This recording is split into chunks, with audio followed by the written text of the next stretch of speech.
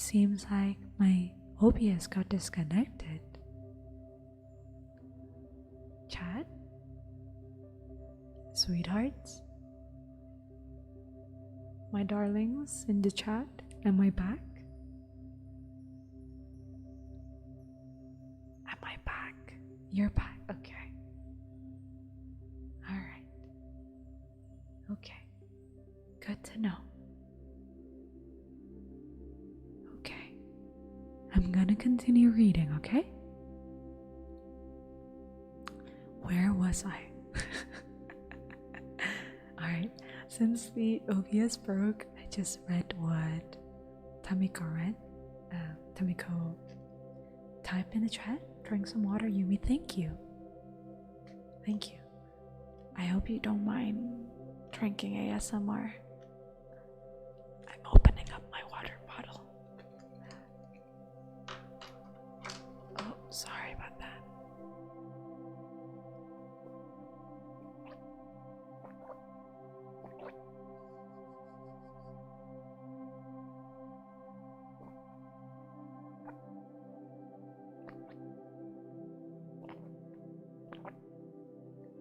Okay.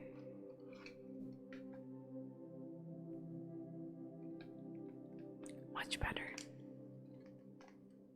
Thank you for reminding me. Thank you for reminding me. Okay, since I'm back, and I think my stream is not lagging anymore. I'm gonna continue.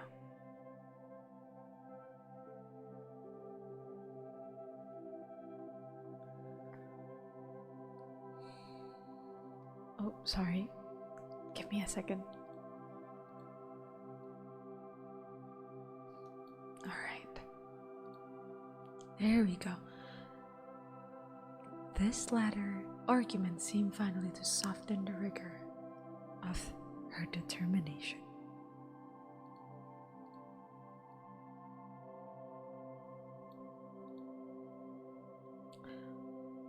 She relented, but there was yet an obstacle, she said, which she felt assured I had not properly considered. This was a delicate point for a woman to urge, especially so, in mentioning it, she saw that she must make a sacrifice of her feelings. Still, for me, every sacrifice should be made. She alluded to the topic of age. Was I fully aware of the discrepancy between us, that the age of the husband should surpass by a few years, even by 15 or 20, the age of the wife, was regarded by the world as admissible, and indeed as even proper, but she had always entertained the belief that the years of the wife should never exceed the number of those of the husband. A discrepancy of this unnatural kind gave rise, too frequently, alas, to a life of unhappiness. Now she was aware that my own age did not exceed 2 or 20, and I, on the contrary, perhaps was not aware that the years of my Eugenie extended very considerably beyond that sum.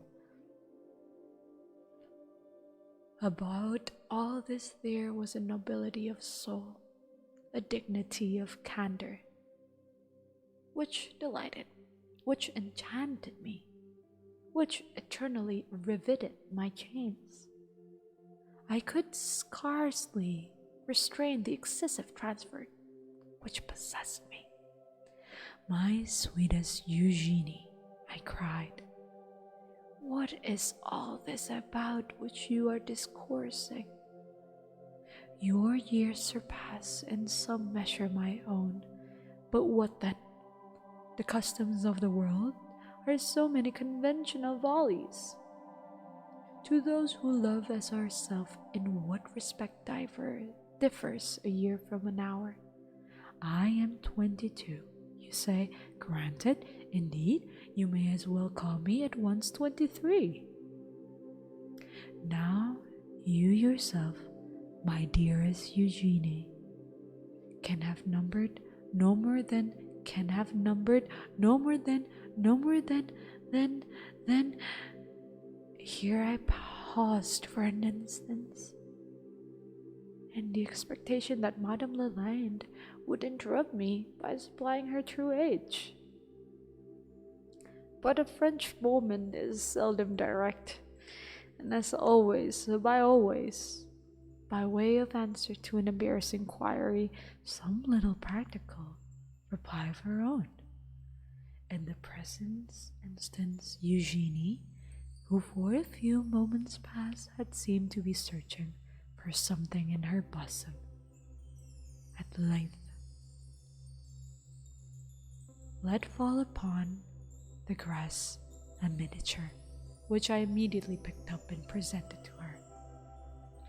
"Keep it," she said, with one of her most ravishing smiles. "Keep it for my sake, and for the sake of her whom it too flatteringly represents. Besides, upon the back of the trinket you may discover, perhaps, the very information you seem to desire. It is now, to be sure, growing rather dark, but you can examine it at your leisure in the morning. In the meantime, you shall be my escort home tonight. My friends are about holding a little musical levee. I can promise you, too, some good singing. We French are not nearly as punctilious as you Americans, and I shall have no difficulty in smuggling you in the character of an old acquaintance." With this, she took my arm, and I attended her home. The mansion was quite a fine one, and I believe furnished in a good taste. Of this latter point, however, I'm scarcely qualified to judge, for it was just as dark as we arrived, and in America mansion of the better sort light seldom, during the heat of summer, make their appearance at this, the most pleasant period of the day. In about an hour after my arrival, to be sure, a single shaded solar lamp was lit in the principal drawing room, and this apartment, I could thus see, was arranged with unusual good taste and even splendor. But two other rooms of the suite, and in which the company chiefly assembled, remained during the whole evening, is a very agreeable shadow. This is a well-conceived custom, giving the party at least a choice of a light or shade, and one which our friends over the water could not do better than immediately adopt. The evening thus spent was unquestionably the most delicious of my life. Madame Lalande had not overrated the musical abilities of her friends, and the singing I here heard, I had never heard exult in any private circle out of Vienna. The instrumental performers were many and of superior talents. The vocalists were chiefly ladies, and no individual sang less than well. At length, upon a peremptory call for Madame Lalande, she arose at once, without affection or demur, from the chaise lounge upon which she had sat by my side, and accompanied by one or two gentlemen and her female friend of the opera, repaired to the piano in the main drawing room. I would have escorted her myself, but felt that, under the circumstances of my introduction to the house, I had better remain unobserved where I was. I was thus deprived of the pleasure of seeing, although not hearing her sing. The impression she produced upon the company seemed electrical, but the effect upon myself was something even more. I know not how adequately to describe it, and arose in part, no doubt, from the sentiment of love, which I was imbued, but chiefly from my conviction of the extreme sensibility of the singer. It is beyond the reach of art to endow either air or recitative with more impassioned expression than was hers. Her utterance of the romance of Othello, the tone which she gave the words son mio sasso in Capuletti is ringing in my memory yet. Her lower tones were absolutely miraculous. Her voice embraced 3 complete octaves, extending from the contralto D to the D upper soprano, and though sufficiently powerful to have filled the San Carlos, executed with the minutest precision every difficulty of vocal composition, ascending and descending scales, cadence or fioritori. In the finale of Sonambula, she brought upon a most remarkable effect of the words. Non quinge umam pensiero al contento on io son piena. Here, in imitation of Malibran, she modified the original phrase of Bellini so as to let her voice descend to tenor G, when by a rapid transition she struck the G above the treble staff, springing over an interval of 2 octaves. Upon rising from the piano, after these miraculous vocal execution, she resumed her seat by my side. When I expressed to her in terms of my deepest enthusiasm my delight at her performance, of my surprise I said nothing. And yet was I most vainly surprised, for a certain feebleness, or rather a certain tremulous indecision of voice in ordinary conversation, had prepared me to anticipate that in singing she would not acquit herself with any remarkable ability. Our conversation was now long, earnest, uninterrupted, and totally unreserved. She made me relate many of the earlier passages of my life, and listened with breathless attention to every word of the narrative. I concealed nothing, felt that I had the right to conceal nothing. From her confiding affection, encouraged by her candor, upon the delicate point of her age, I entered with perfect frankness not only into a detail of my many minor vices, but many full confessions of those moral and even those physical infirmities, the disclosure of which, in demanding so much higher degree of courage, so much surer an evidence of love, I touched upon my college indiscretion, upon my extravagance, upon my carousals, upon my debts, upon my flirtations. I even went so far as to speak of a slightly hectic cough with which at one time I had been troubled, of a chronic rheumatism, of a twinge of hereditary gout, and in conclusion, of the disagreeable and inconvenient, but hitherto carefully concealed, weakness of my eyes. Upon this latter point, said Madame Lelaine laughingly, you have been surely injudicious in coming to confession, for without the confession, I take it for granted that no one would have accused you of the crime By the by, she continued, have you any recollection? And here I fancied that a blush, even through a gloom of the apartment, became distinctively visible upon her cheek. Have you any recollection, mon cher ami, of this little ocular assistant which now depends from my neck? As she spoke, she twirled in her fingers the identical double-eyed glass, which had so overwhelmed me with confusion at the opera.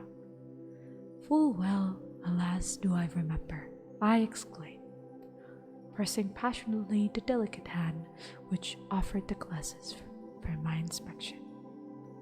They form a complex and magnificent toy, richly chased and filigreed and gleaming with jewels which, even in the deficient light, I could not help perceiving were of half value. "En bien, mon ami," she resumed with a certain empressement of a manner that rather surprised me. "En bien, mon ami, you have earnestly besought of me a favor which you have been pleased to denominate priceless. You have demanded of me my hand upon the morrow, should I yield to your entreaties, and I may add, to the pleadings of my own bosom. Would I not be entitled to demand you a very, very little boon in return? Name it," I exclaimed, with an energy that had been nearly drawn upon us the observation of the company, and restrained by the presence alone from throwing myself impetuously at her feet. "Name it, my beloved, my Eugenie, my own, name it. But alas, it is already yielded your name. You shall concur that, mon ami," she said. "For the sake of the Eugenie whom you love, this little weakness which you have at last confessed, this weakness more moral than physical, and which, let me assure you, is so unbecoming the nobility of your real nature, so inconsistent with the candor of your usual character, and which, if permitted further control, will assuredly involve you, sooner or later, in some mere scrape, you shall concur, for my sake. This affectation which leads you, as you yourself acknowledge, to the tacit or implied denial of your infirmity of vision. For this infirmity you virtually deny, and refusing to employ the customary means for its relief, you will understand me to say then that I wish you to wear spectacles." Ah, hush, you have already consented to wear them for my sake. You shall accept the little toy which I now hold in my hand, and which, though admirable as an aid to vision, is really of no very immense value as a gem. You perceive that by a trifling modification thus or thus, it can be adapted to the eyes in the form of spectacles, or worn in the waistcoat pocket as an eyeglass.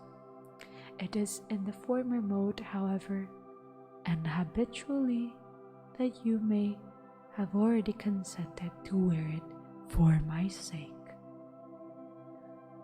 This request, must I confess it, confused me in a little degree, but the condition which it was coupled rendered hesitation, of course, as a matter altogether out of the question. "It is done," I cried, with all the enthusiasm that I could muster at odd moment. "It is done, It is more cheerfully agreed. I sacrifice every feeling for your sake.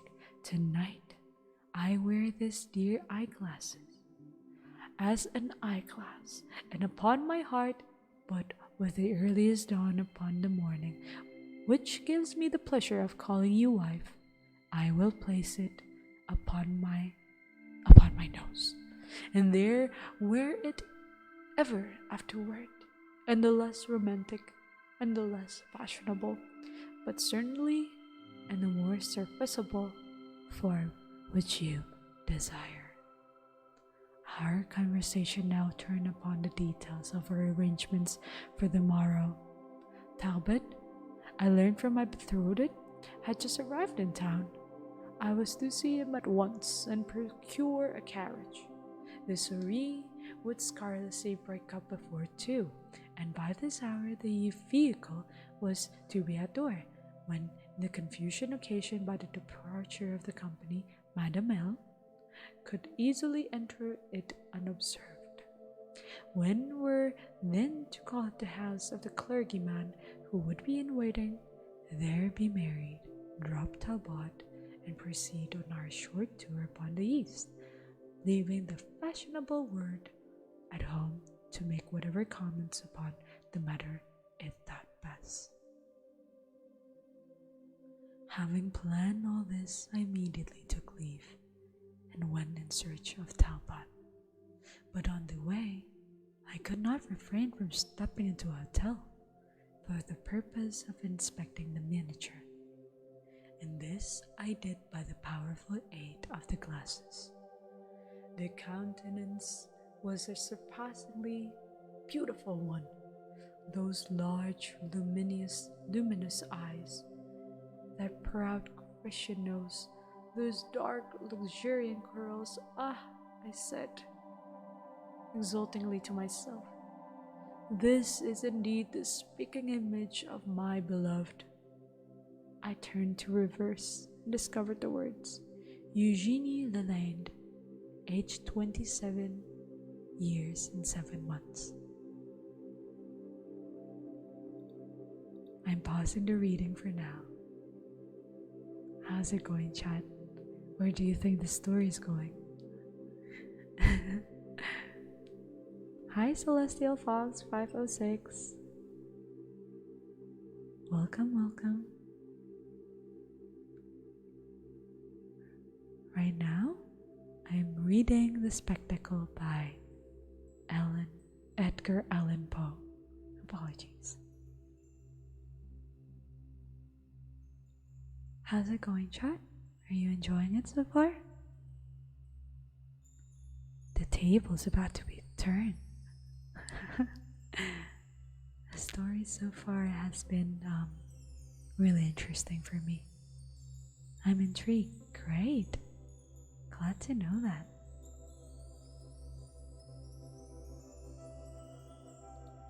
Alright.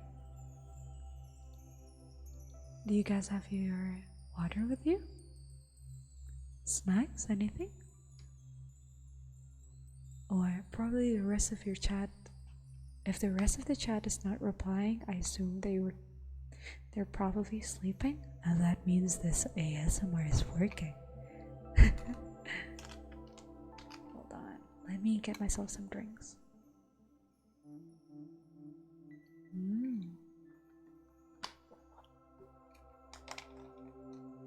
Alright. Oh wow. Currently washing dishes. Well, have fun. I hope you're not gonna fall asleep as you wash the dishes. That would be trouble. Alright, let me see.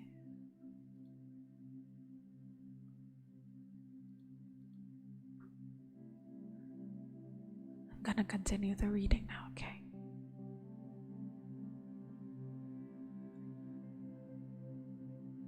I found Talbot at home and proceeded at once to acquaint him with my good fortune.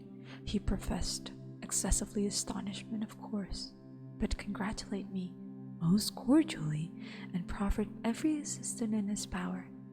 In a word, we carried out our arrangement to the letter. And at 2 in the morning, just 10 minutes after the ceremony, I found myself in a close carriage with Madame Lelaine, with Mrs. Simpson, I should say, and driving at a great rate out of town, in a direction northeast by north, half north. It had been determined for us by Talbot that, as we were to be up all night, we should make our first stop by at sea, a village about 20 miles from the city, and there get an early breakfast and some repose, before proceeding upon our route. A route at 4 precisely, therefore, the carriage drew up at the door of the principal inn. I handed my adored wife out and ordered breakfast forthwith. In the meantime, we were shown into a small parlor and sat down. It was now nearly, if not altogether, daylight, and as I gazed enraptured at the angel by my side, the singular idea came all at once into my head that this was really the first moment since my acquaintance with the celebrated loveliness of Madame Lelaine, and I had enjoyed a near inspection of that loveliness by daylight at all. And now, mon ami, she said, taking my hand, and so interrupting this train reflection.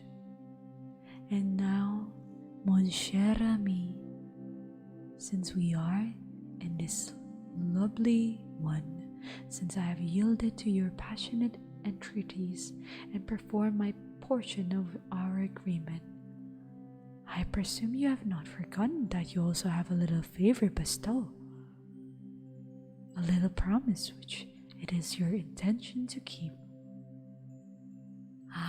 Let me see, let me remember. Yes, full easily do I call to mind the precise word of the dear promise you made to Eugenie last night. Listen, you spoke thus: "It is done. It is most cheerfully agreed. I sacrifice every feeling for your sake. Tonight, I wear this dear eyeglass as an eyeglass, and upon my heart, but with the earliest dawn upon the morning which gives me the privilege of calling you wife, I will place it upon my nose, and there wear it afterward, in the less romantic, less fashionable, but certainly in the most serviceable form which you desire." These were the exact words, my beloved husband, were they not? "They were," I said. "You have an excellent memory, and assuredly, my beautiful Eugene, there is no disposition on my part to evade the performance of the trivial promise they imply. See, behold, they are becoming rather, are they rather not?" And here, having arranged the glasses in the ordinary form of spectacles, I applied them gingerly in the proper position, while Madame Simpson, adjusting her cap and folding her arms, sat bolt upright in her chair, in somewhat stiff and prim, and indeed in somewhat undignified position. "Goodness gracious me!" I exclaimed, almost at the very instant that the rim of the spectacles had settled upon my nose. "My goodness gracious me! Why, what can be the matter with his glasses?" And taking them quickly off, I whipped them carefully with a silk handkerchief and adjusted them again. But if, in this first instance, there had occurred something which occasioned me surprise, in the second this surprise became elevated with astonishment, and this astonishment was profound, was extreme. Indeed, I may say it was horrific. What in the name of everything hideous did this mean? Could I believe my eyes? Could I? That was the question. What that was the rouge? And were those wrinkles upon the visage of Eugene Lelaine? And oh, Jupiter! And every one of the gods and goddesses, little and big, what had become her teeth? I dashed the spectacles violently to the ground and, leaping to my feet, stood erect in the middle of the floor, confronting Mr. Simpson's with my arms set akimbo, and grinning and foaming, but at the same time utterly speechless with terror and with rage. Now I have already said that Madame Eugene Lelaine, to is to say, Simpson, spoke the English language but very little better than she wrote it, and for this reason she very properly never attempted to speak it upon ordinary occasions. But rage will carry a lady to any extreme, and in this present case it carried Mrs. Simpson to the very extraordinary extreme of attempting to hold the conversation in a tongue that she did not altogether understand. "Well, monsieur," she said, after surveying me in great apparent astonishment for some moments. "Well, monsieur, and what then? What the matter now? Is it the dance of the Saint Vitus that you have?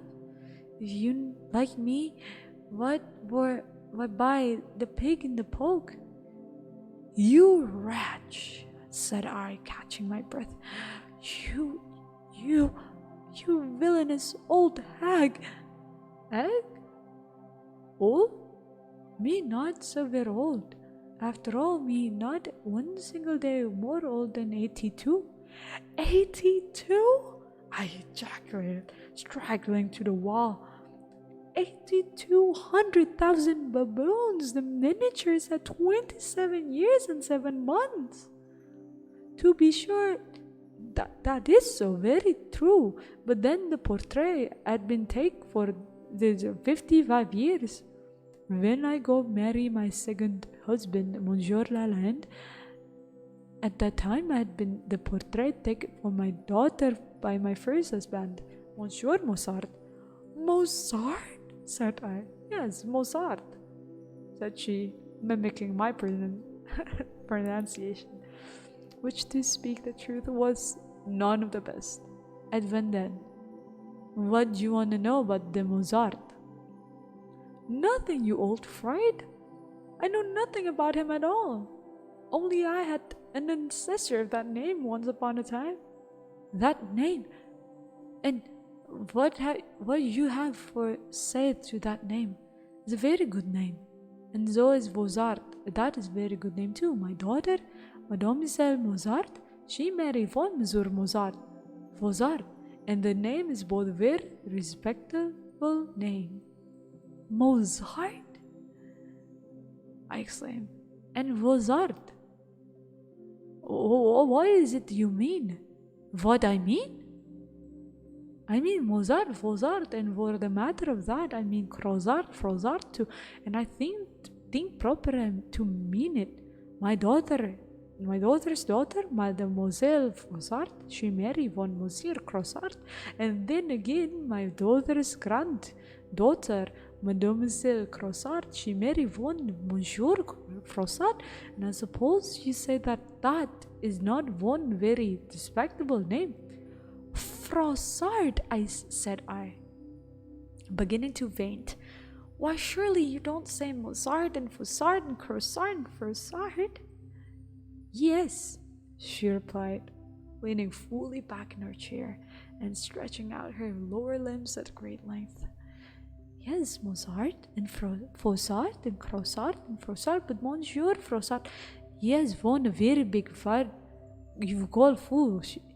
He was one very great big dons like yourself, for he left La Belle France for come to this stupid America and when we get here we went and have one very stupid son, and I hear though I not yet have the pleasure to meet him with him, neither me nor my companion, the Madame Stevine Lalande, is named the Napoleon Bonaparte Frozart, and I suppose you say that too? It is not one very respectable name. Either the length or the nature of this speak had the effect of working up Mr. Simpson into a very extraordinary passion indeed. And she made an end of it with great labor. She jumped up from her chair like somebody bewitched, dropping upon the floor an entire universe of bustle as she jumped. Once upon her feet, she gnashed her gums, brandished her arms, rolled up her sleeves, shook her fist in my face, and concluded the performance by tearing up the cap from her head, and with it an immense wig of the most valuable and beautiful black hair, the whole of which she dashed upon the ground with a yell, and there trampled and danced a fandango upon it. It is an absolute ecstasy and agony of rage. Meantime, I sank aghast into the chair which she had vacated. Mozart and Vozart, I repeated thoughtfully as she cut one of her pigeon wings, and Crisart and Frisart as she completed another. Mozart and Frisart and Crisart, Napoleon Bonaparte Frisart. Why, you ineffable old serpent, that's me, Jahir, that's me.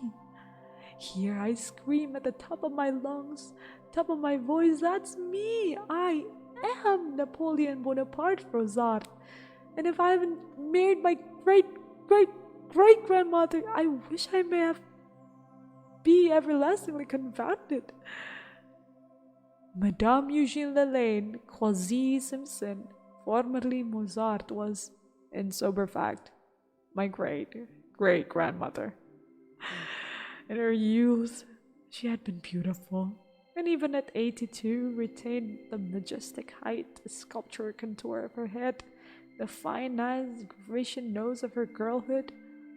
By the aid of these, of pearl powder, of rouge, of false hair, false teeth, false tournure, as well as one of the most skillful modistes of Paris, she contrived to hold a respectable footing among— Excuse me, sorry, someone's like knocking on my door. Sorry, give me a second.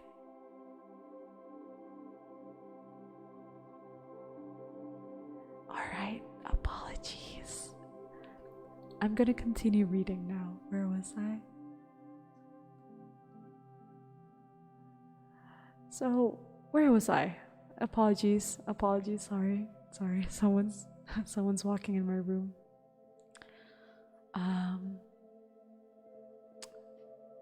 So, yeah. In this respect, indeed, she might have been regarded as little less than the equal of celebrated Ninon and Close. She was immensely wealthy, and being left for the second time a widow without children, she bethought herself of my existence in America, and for the purpose of making her hair, paid a visit to the United States, in company with a distant and exceedingly lovely relative of her second husband, a Madame Stephanie Lalande. At the opera, my great-great-grandmother's attention was arrested by my notice, and upon surveying me through her eyeglasses, she was struck with a certain family resemblance to herself. Thus interested, and knowing that the hair she sought was actually in the city, she made inquiries of her party respecting me. The gentleman who attended her knew my person, and told her who I was. The information thus obtained induced her to renew her scrutiny, and this scrutiny it was which so emboldened me that I behaved in the absurd manner already detailed. She returned my bow, however, under the impression that, by some odd accident, I had discovered her identity. When deceived by my weakness of vision and the arts of the toilet in respect to the age and charms of the strange lady, I demanded so enthusiastically of Talbot who she was. He concluded that I meant the younger beauty, as a matter of course, and so informed me with perfect truth that she was the celebrated widow, Madame Lelaine. In the street next morning, my great-great-great-grandmother encountered Talbot, an old Parisian acquaintance, and the conversation very naturally turned upon myself. My deficiencies of vision were then explained, for these were notorious, although I was entirely ignorant of their notoriety. And my old relative discovered, much to her chagrin, that she had been deceived in supposing me aware of her identity, and that I have been merely making a fool of myself in a making upon love in the theater to an old woman unknown. By way of punishing me for this imprudence, she concocted with Talbot a plot. He purposely kept out of my way to avoid giving me the introduction. My street inquiries about the lovely widow, Madame Lelaine, were supposed to refer to the younger lady, of course, and thus the conversation with the three gentlemen whom I encountered shortly after leaving Talbot's hotel will be easily explained, as also their allusion to Nanon de L'Enclos. I had no opportunity of seeing Madame Lelaine closely during daylight, and her musical souris, my silly weakness in refusing the aid of glasses, effectually prevented me from making a discovery of her age. When Madame Lelaine was called upon to sing, the younger lady was intended, and it was she who arose to obey the call. My great-great-grandmother, to further deception, arising at the same moment and accompanying her to the piano in the main drawing room. Had I decided upon escorting her thither, it had been her design to suggest the propriety of my remaining where I was, but my own prudential views rendered this unnecessary. The songs which I so much admired, which so much confirmed my impression of the youth of my mistress, were executed by Madame Stephanie Lelaine. The eyeglass was presented by the way of adding a reproof to the hoax, a sting to the epigram of the deception.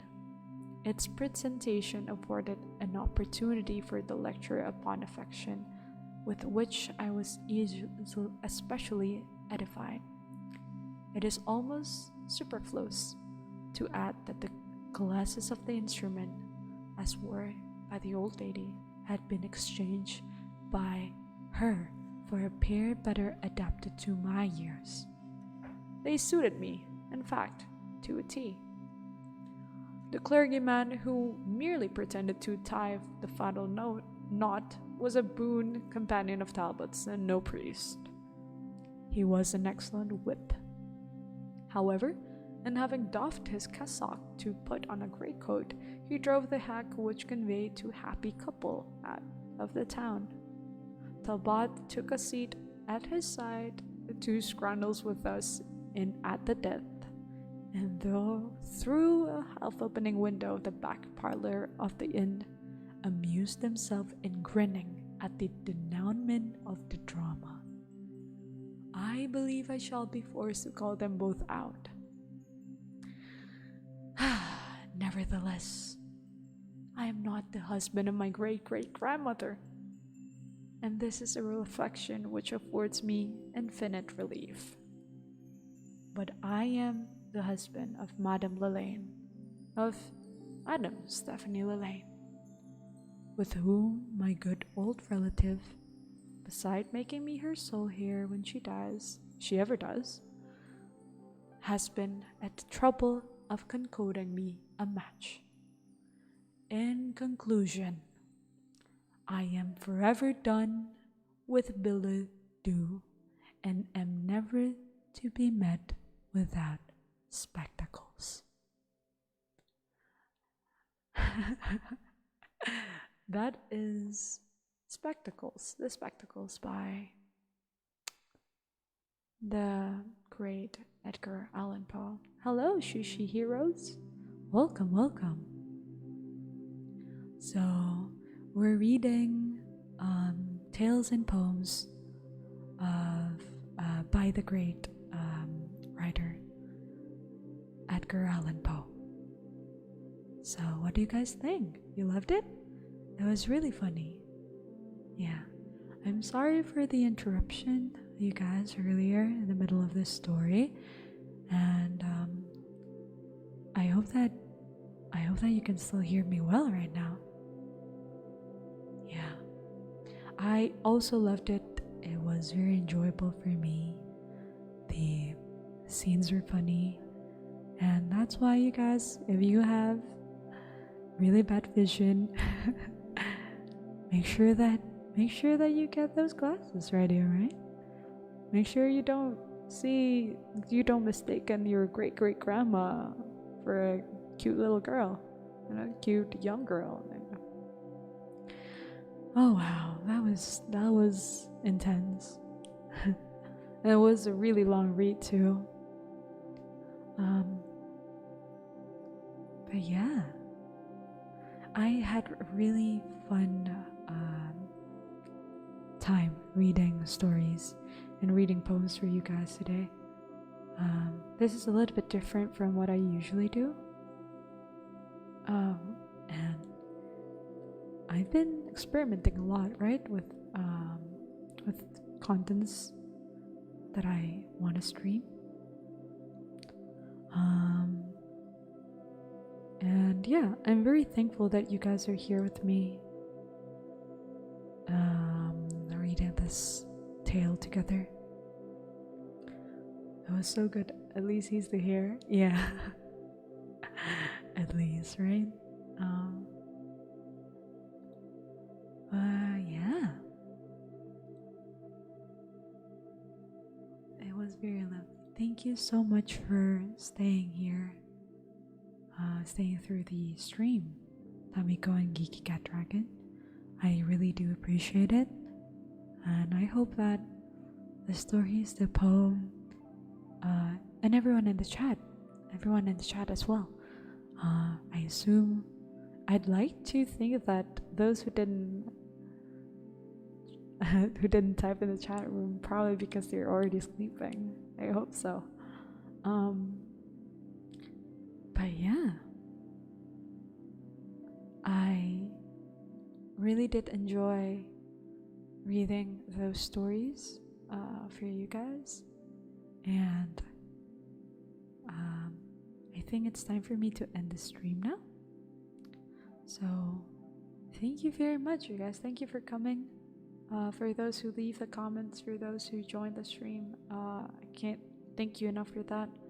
I will be having my next stream on Friday, hopefully, where I will be playing Valorant, hopefully with friends. During the stream, I'm not good at Valorant yet, so bear with me, but this is like a disclaimer, early disclaimer. But I'll say that on Friday the stream will be a training arc for me. Thank you for the reading. Thank you for listening. Yeah. Did you guys have like a favorite poem so far? I only read like 3, but personally my favorite was To My Mother. That was my favorite. And hopefully on the later streams, if I ever do this again, I will be reading something that is less depressing or more fun, you know. But let me know if this kind of content is enjoyable. I'll try to improve and do better next time. Thank you so much for sharing your time with us, reading so much. Yumi, I enjoy your streams a lot. You're doing so good. Thank you. Thank you so, so much. It means a lot to me. Dude, my mother was really good. Yeah, right? And though it was short, it was very enjoyable and it's comforting. Yeah. So, yeah. Thank you, guys. I hope that I hope that you guys will have a good day, good night, wherever you are. And be kind to one another. Make sure to eat well, to rest well. And take breaks every now and then. This has been a really tough week for me, but I hope that even if you do have a tough week as well, I hope that you'll get through it and you'll be strong enough to go through it. Sending you strength and warm hugs. So, yeah. Thank you so much. Thank you so much for your time and for spending your time with me. It means a lot. And I'll see you guys again soon. Until then, this has been Yumi. Good night.